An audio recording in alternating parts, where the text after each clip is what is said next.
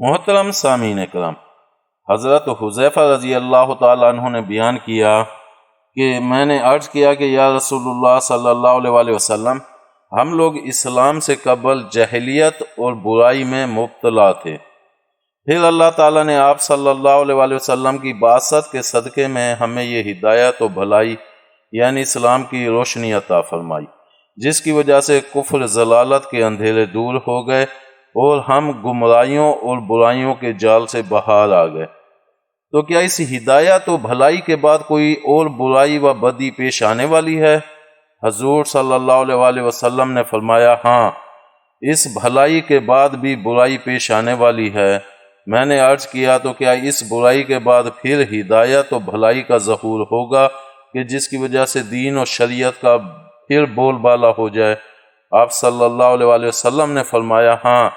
اس برائی کے بعد پھر بھلائی کا ظہور ہوگا، لیکن اس برائی کے بعد جو بھلائی آئے گی اس میں کدورت ہوگی۔ میں نے عرض کیا کہ اس بھلائی کی کدورت کیا ہوگی؟ آپ صلی اللہ علیہ وسلم نے فرمایا،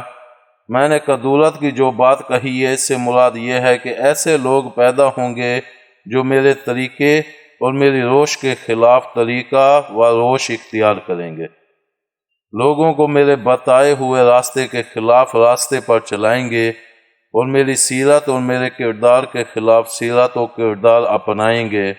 تم ان میں دیندار بھی دیکھو گے اور بے دین بھی۔ میں نے عرض کیا، کیا اس بھلائی کے بعد پھر کوئی برائی پیش آئے گی؟ آپ صلی اللہ علیہ وسلم نے فرمایا، ہاں، ایسے لوگ پیدا ہوں گے جو دوزخ کے دروازے پر کھڑے ہو کر مخلوق کو اپنی طرف بلائیں گے۔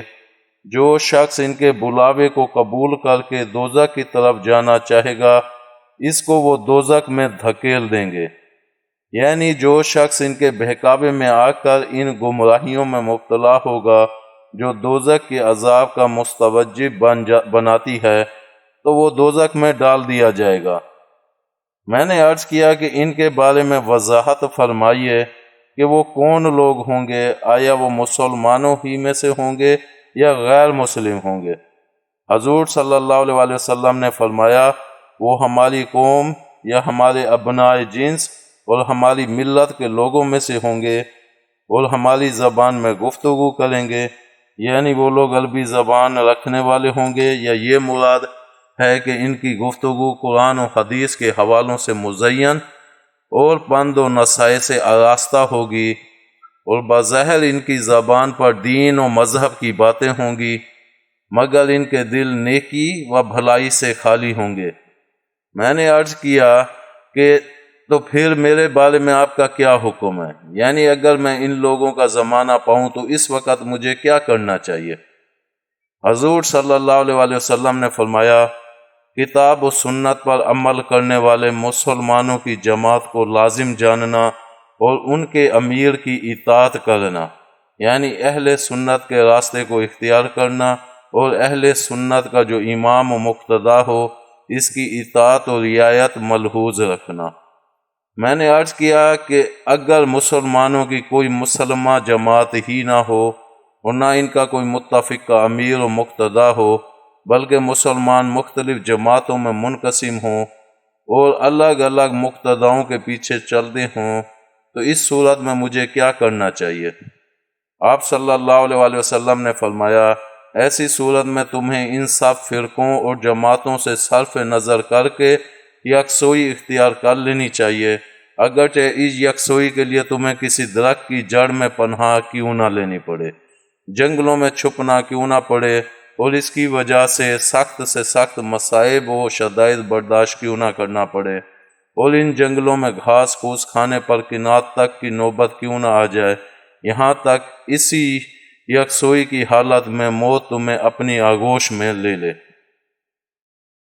مسلم شریف کی ایک اور روایت میں یوں ہے کہ آپ صلی اللہ علیہ وسلم نے فرمایا، میرے بعد ایسے امام یعنی امیر، بادشاہ اور قائد رہنما ہوں گے جو عقیدہ و فکر اور علم کے اعتبار سے میری سیدھی راہ پر نہیں چلیں گے، اور کردار و عمل کے اعتبار سے میری روش اور میرا طریقہ نہیں اپنائیں گے،